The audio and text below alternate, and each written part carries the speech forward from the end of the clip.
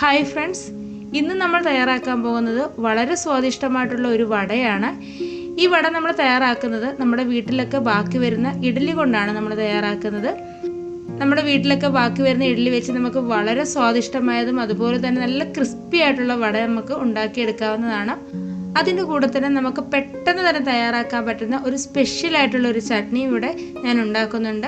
അപ്പോൾ എല്ലാവർക്കും video ഇഷ്ടമാകും. Video ഇഷ്ടമാവുകയാണെങ്കിൽ ലൈക്ക് ചെയ്യാനും ഷെയർ ചെയ്യാനും നിങ്ങളുടെ അഭിപ്രായങ്ങൾ അറിയിക്കാനും, അതേപോലെ ചാനൽ സബ്സ്ക്രൈബ് ചെയ്യാതെ കാണുന്ന ആരെങ്കിലും ഉണ്ടെങ്കിൽ ഒന്ന് സബ്സ്ക്രൈബ് ചെയ്ത് സപ്പോർട്ട് ചെയ്യാനും മറക്കരുത്.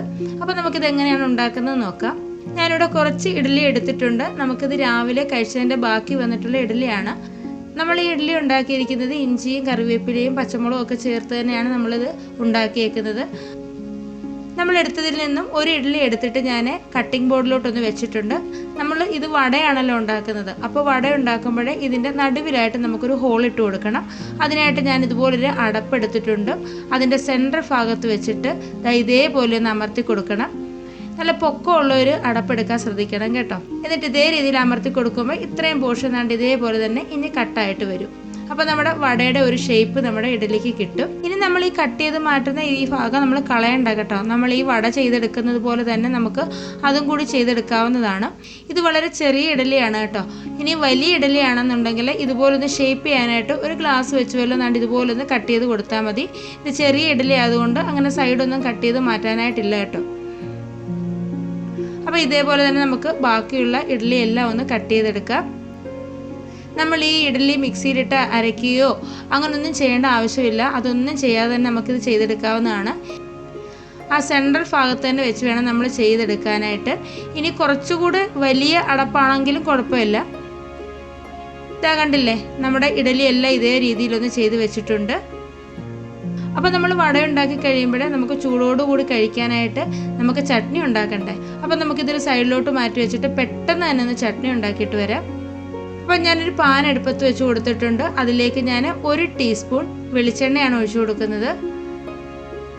വെളിച്ചെണ്ണ നന്നായിട്ടൊന്ന് ചൂടായിട്ട് വരുമ്പോൾ അതിലേക്ക് ഞാൻ ഒരു മീഡിയം സൈസിലുള്ള സവാള ചെറുതായിട്ട് കട്ട് ചെയ്ത് ചേർക്കുന്നുണ്ട്. അതേപോലെ തന്നെ ഒരു 4 പച്ചമുളകും കൂടി ചേർക്കുന്നുണ്ട്. ഇനി വേണ്ടത് ഒരു ചെറിയ കഷ്ണം ഇഞ്ചിയാണ്. അത് ഒരു 3-4 ഞാനൊന്ന് കട്ട് ചെയ്തിട്ട് ചേർത്ത് കൊടുക്കുന്നുണ്ട്. ഇനി ഇതൊന്ന് ഇളക്കി ചേർത്ത് കൊടുത്ത ശേഷം ഇതിലേക്ക് ഞാൻ ചേർക്കുന്നത് 3-4 കഷ്ണം വെളുത്തുള്ളിയാണ്. ഒരുപാട് വെളുത്തുള്ളി നമുക്ക് ഇതിന് ആവശ്യമില്ല കേട്ടോ. കുറച്ച് വെളുത്തുള്ളി മാത്രം ചേർത്താൽ മതി. ഇനി ആ വെളുത്തുള്ളിയും കൂടെ ചേർത്തിട്ട് ഒന്ന് നന്നായിട്ടൊന്ന് വഴറ്റിയെടുക്കുക. ഇനി ഈ ചട്നിക്ക് നല്ല എരിവ് വേണമെന്നുണ്ടെങ്കിൽ പച്ചമുളകിൻ്റെ എണ്ണം കൂട്ടാവുന്നതാണ്. നമ്മുടെ ഉള്ളിയൊക്കെ ഒരു ഗോൾഡൻ കളർ ആവുന്നത് വരെ ഒന്ന് വഴറ്റിയെടുക്കാം.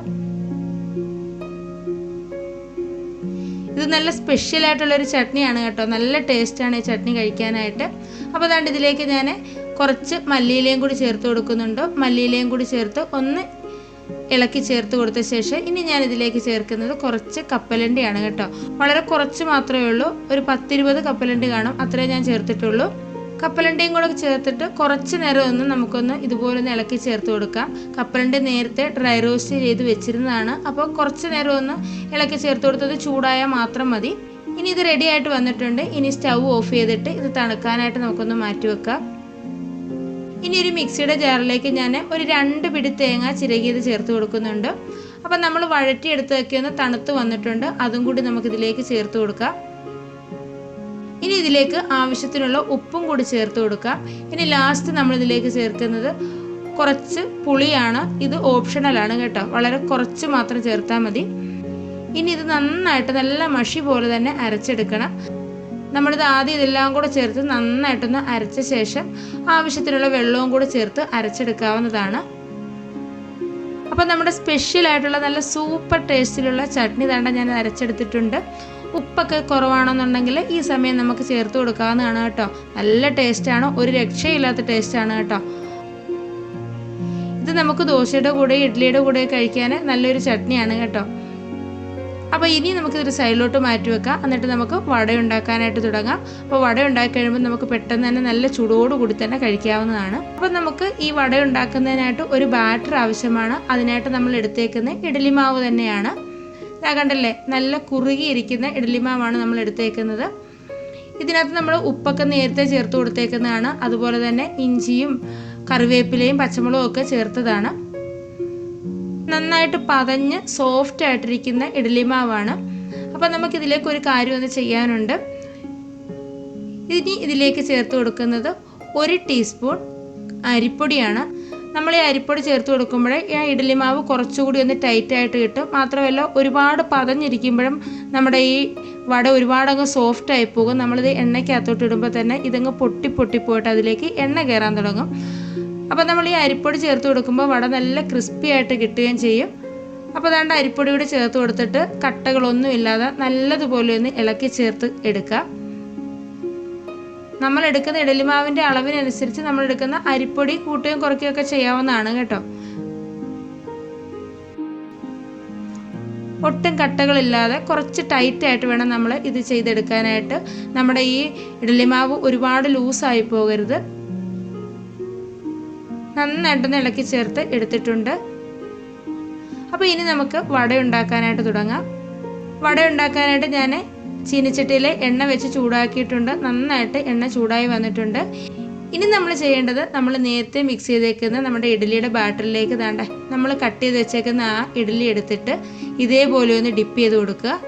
എന്നിട്ട് ഇതാ എണ്ണയിലേക്ക് ഇതാ ഇട്ട് കൊടുക്കുകയാണ്. ഇതാ കണ്ടില്ലേ, നല്ലതുപോലെ ഇത് പൊങ്ങി വരുന്നത് കണ്ടില്ലേ. നമ്മൾ സാധാരണ ചെയ്യുന്ന ഉഴുന്നുവടയൊക്കെ ചെയ്യുന്ന പോലെ തന്നെ ഇതാ വന്നിട്ടുണ്ട്. ഇനി ഇതിട്ട് ഉടനെ തന്നെ നമ്മൾ തിരിച്ചിടാനൊന്നും ശ്രമിക്കരുത്. കുറച്ച് നേരം കഴിഞ്ഞിട്ട് മാത്രമേ നമ്മളിത് തിരിച്ചിടാവൂ കേട്ടോ. കുറച്ച് എണ്ണ ഞാൻ ഇതേപോലെ ഒന്ന് തൂക്കി കൊടുക്കുന്നുണ്ട്. അപ്പോൾ ഒന്നുകൂടി ഇത് പൊങ്ങി വരും. അപ്പോൾ അതാണ്ട് ഇത് തിരിച്ചിട്ട് കൊടുത്തിട്ടുണ്ട്. തിരിച്ചിട്ട് കൊടുത്തിട്ട് മറു സൈഡും കൂടെ ഇതേപോലെ ഒന്ന് ആക്കിയിട്ട് നമുക്ക് തിരിച്ച് മറിച്ചിട്ട് കൊടുത്തിട്ട് ഇതൊന്ന് മൂപ്പിച്ചെടുക്കാം.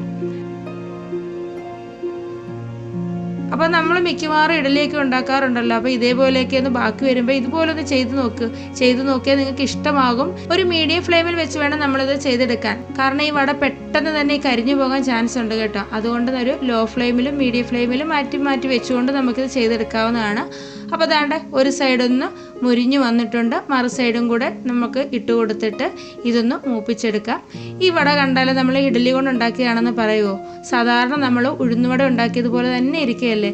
കഴിക്കുമ്പോഴും അതുപോലെ തന്നെയാണ്. ഇത് ഇഡ്ഡലി കൊണ്ട് ഉണ്ടാക്കിയതാണെന്ന് പറയുകയില്ല. സാധാരണ നമ്മുടെ ഉഴുന്നുവടയുടെ അതേ ടേസ്റ്റ് തന്നെയാണ്. അപ്പോൾ ഇതാ ഒരെണ്ണം ഒന്നായിട്ടുണ്ട്. ഇതാ കണ്ടില്ലേ, എന്താ സൂപ്പർ വടയായിട്ടുണ്ട് കേട്ടോ. അപ്പോൾ ഇതൊന്ന് ചെയ്ത് നോക്കണം. ചെയ്ത് നോക്കിയിട്ട് നിങ്ങളുടെ അഭിപ്രായങ്ങൾ തീർച്ചയായിട്ടും അറിയിക്കണം. അപ്പോൾ അതാണ്ട് അടുത്തതും കൂടി ഞാൻ ഇട്ട് കൊടുക്കുന്നുണ്ട്. നമ്മളിങ്ങനെ ഇട്ട് കൊടുത്ത ശേഷം കുറച്ച് എണ്ണ ഇതുപോലെ ഇതിൻ്റെ മുകളിലേക്ക് തൂക്കി കൊടുക്കണം കേട്ടോ. അപ്പോൾ നമ്മുടെ വീട്ടിലൊക്കെ ഗസ്റ്റൊക്കെ വരുമ്പോൾ നമ്മൾ ഇതേപോലെ വട ഉണ്ടാക്കി കൊടുത്താൽ ഇത് ഇഡ്ഡലി കൊണ്ട് ഉണ്ടാക്കിയതാണെന്ന് പറയുകയില്ല. നമ്മൾ അവരോട് പറയാതെ അറിയത്ത പോലും ഇല്ല കേട്ടോ. അത്രയ്ക്ക് ടേസ്റ്റാണിത് കഴിക്കാനായിട്ട്. അപ്പോൾ അതാണ്ട് അടുത്തതുമായിട്ടുണ്ട്. അപ്പോൾ ഇതേപോലെ തന്നെ നമുക്ക് ബാക്കിയുള്ളതെല്ലാം ഒന്ന് ചെയ്തെടുക്കാം.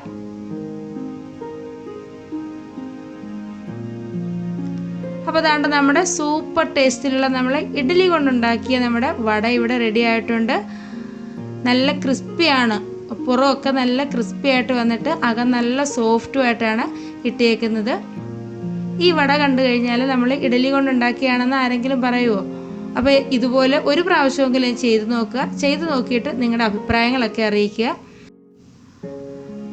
അപ്പോൾ ഒരു കാര്യം പറയാൻ വിട്ടുപോയായിരുന്നു കേട്ടോ. ആ ബാറ്റർ തയ്യാറാക്കിയ സമയത്ത് അതിലേക്ക് ഞാൻ കുറച്ച് കുരുമുളകും കൂടി ഇട്ട് കൊടുത്തിട്ടുണ്ടായിരുന്നു. അപ്പോൾ എല്ലാവരും ഇതേപോലെ ഇത് ചെയ്ത് നോക്കുക.